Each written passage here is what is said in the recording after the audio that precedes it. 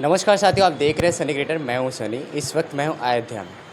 जैसा कि अयोध्या की सीट जब से बीजेपी हारी है तब से ये सुर्खियों में बना है और राम भगवान की देन से आगे और चली रहा है। मेरे साथ बाबा जी हैं, महाराज जी हैं, परमहंस महाराज जी।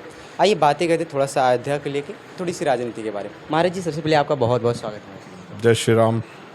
महाराज जी, कैसी है तबीयत आपकी? बस यह यूट्यूबरों से बात करते करते बीमार हो रहा हूँ। अरे बाबा जी, जल्दी बोलो। हाँ, जिस प्रकार से एक अयोध्या इसके पहले 22 जनवरी की चर्चाएं में थी, अभी बीजेपी जब से हारी, यहाँ से लल्लू सिंह सांसद हारे, तब से चर्चाओं में आया। तो इस पे आपकी क्या है? अब देखिए, ऐसा है कि भारतीय जनता पार्टी का यहाँ से हारना दुखद रहा, जी।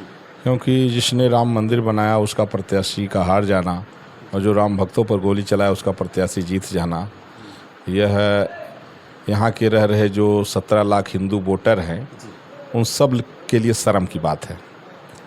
लेकिन बावजूद हारने के पीछे तमाम कारण हैं।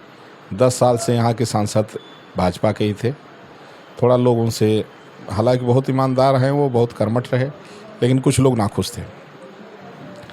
कुछ डेवलपमेंट में जो लोग प्रभावित थे, थोड़ा वो भी नाराज़ थे। घर मकान जिनका टूटा, क्या घर मकान जो कब्जा किए हुए थे, मकान दूसरे का था, ज़बरदस्ती घुसे थे। तो हालांकि सरकार ने काफ़ी प्रयास किया मुआवजा इत्यादि देने का, लेकिन उनको ये लगता रहा कि अब सरकार है तो बहुत ज़्यादा ले लें। तो ये गलत रहा। और भी तमाम कारण रहा। लोग सक्रिय नहीं रहे। भाजपा के कार्यकर्ता हर बार जो है तो पर्ची पहुंचाते थे, पता लगाते थे महीना भर पहले किसका वोटर लिस्ट में नाम है कि नहीं है। इस बार ऐसा कुछ नहीं हुआ। तो लोगों के अंदर एक ओवर कॉन्फिडेंस था कि हम तो जीत ही जाएंगे। तमाम कारण रहा हारने के। बड़े नेताओं में भी मतभेद है भाजपा के, छोटे कार्यकर्ताओं की उपेक्षा है और तमाम बातें हैं ही। इसलिए बहुत सारी बात, एक बार जो है तो भारतीय जनता पार्टी के राष्ट्रीय अध्यक्ष से पूछा गया कि आप लोगों का सपोर्ट तो आरएसएस करता है। बोले नहीं नहीं, वो अटल जी के समय हमें आरएसएस की ज़रूरत पड़ती थी, अब भाजपा बहुत मजबूत है। इससे आरएसएस के लोग थोड़ा दुखी हो गए, तमाम हिंदूवादी संगठन नाराज़ हो गए। ये भी एक रीज़न रहा। फिर यहाँ के जो सांसद हैं उन्होंने कहा था कि हम 400 पार इसलिए चाहिए कि हमें संविधान बदलना है। तो उसको लेकर के जो दलितों में एक भ्रम फैलाया गया। संविधान बदलने के लिए बाबा साहब भीमराव अंबेडकर ने जो है 1953 में राज्यसभा में भाषण देते हुए उन्होंने खुद बयान दिया था। तो संविधान तो बदलना ही चाहिए। बाबा साहब ने खुद कहा कि अगर मुझे अनुमति मिल जाए तो मैं संविधान को जला दूंगा। तो लोगों ने कहा कि ऐसा क्यों कर रहे हैं, संविधान सभा के आप चेयरमैन थे। तो बोले उस समय अंग्रेज़ों के दबाव में लिखा गया था, फिर से ज़रूरत है नए सिरे से लिखा जाए। तो जो लोग नहीं जानते हैं, जो बाबा साहब के विषय में नहीं जानते, बाबा साहब भीमराव अम्बेडकर का जिन्होंने ये भाषण नहीं सुना है तो हम बता रहे हैं, नेट पर सर्च कर लें। 1953 में राज्यसभा में बाबा साहब भीमराव अम्बेडकर ने जो भाषण दिया उसको नेट पर सर्च कर लें। अब पढ़ना लिखना है नहीं है। कौआ कह दिया, कौआ कान ले गया, तो कौआ को ढूंढे, कान नहीं देख रहे हो, कान अपना है। तो ये बातें हैं। तो हार के पीछे कोई एक कारण नहीं रहा, बहुत सारे कारण रहे। और जो जीते हैं यहाँ सपा से, वो बहुत बुजुर्ग हैं, बता महीने 2 महीना के मेहमान हैं वो। इसके बाद फिर से चुनाव होगा, फिर भाजपा जीतेगी पूर्ण बहुमत से। तो जो डैमेज हुआ है वो कंट्रोल हो जाएगा। यहाँ की जनता बोलती है कि लल्लू सिंह का भी स्वास्थ्य ना हो सही होने की वजह से प्रचार प्रसार नहीं कर पाए, और जिसमें लोगों की नाराज़गी थी। अब कहने का मतलब लल्लू सिंह प्रचार प्रसार नहीं कर पाए तो कार्यकर्ताओं को तो उसमें लगना चाहिए। तो थोड़ा सा सब में थोड़ा थोड़ा कमी रही। के कर ले नाव कथरी ओढ़े सगला गाँव, थोड़ी थोड़ी कमी सब में थी।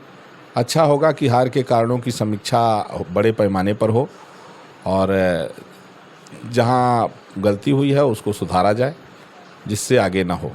आपने बात किया जैसे कॉन्फिडेंस की, जैसे बीजेपी तमाम सीटों पे ध्यान दे रही थी, क्या सोच रही थी कहीं अयोध्या राम भगवान राम की वजह से हम जीत जाए, इसलिए इस पे ध्यान नहीं दे रही थी?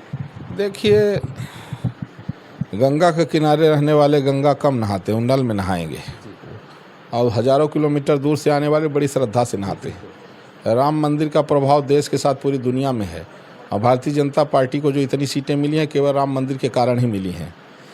तो उत्तर प्रदेश में जो इसका थोड़ा सा कम प्रभाव रहा, तो ये पास में होने के कारण राम मंदिर इनको सुलभ है, रोज़ मोटरसाइकिल उठावत है चले आवत हैं, और जो दूर से आते हैं वो जानते हैं राम मंदिर का क्या महत्व है। तो ऐसा नहीं है। और मोदी जी जय श्री राम बोलते रहें, जय जगन्नाथ के साथ जय श्री राम भी बोलिए। आने वाले समय में सब ठीक हो जाएगा। और एक गोपनीय बात बता दें तुम्हें, 240 तो भाजपा को मिला है और कुछ अभी निर्दलीय आ गए हैं, है ना। और एनडीए ने कुल मिला करके अपना 300 पार कर दिया है। एक गोपनीय बात बता दूं आपके चैनल के माध्यम से, किसी को बताना मत, 100 से ज़्यादा सांसद सपा इत्यादि के भाजपा में बहुत जल्दी आने वाले हैं, क्योंकि वो बेचारे पैसा लगाए हैं, लड़े हैं, जीते हैं। तो वो अब सोच रहे हैं कि भाई अब जब देश के काम न आए तो क्या मतलब है। उनका चुनाव का खर्चा भी नहीं निकल पा रहा है, तो भाजपा में आएंगे और आना भी चाहिए, क्योंकि राष्ट्र हित को देखते हुए ये हर देशभक्त का कर्तव्य है कि देश हित जहाँ हो वहाँ पहुँचिए। क्योंकि उनको भाजपा से टिकट नहीं मिल पाया, इसलिए दूसरे पार्टी से लड़े, जीते और 100 से ज़्यादा सांसद। अब तो जितने विपक्ष वाले हों अपना सांसद संभाल रहे हैं। अब उनके सारे सांसद हमको कई तो हमारे पास बातचीत कर चुके, आ चुके हैं। अरे मैं आपको बता दूँ, 100 से ज़्यादा सांसद मेरे पास आ चुके हैं। अब मेरे को बताए गुरुजी अब हम भाजपा में जाना चाह रहे हैं। हमने कहा जितना जल्दी हो पहुँच लो, देश हित जहाँ हो उसके लिए कुछ भी करो। वंदे मातरम।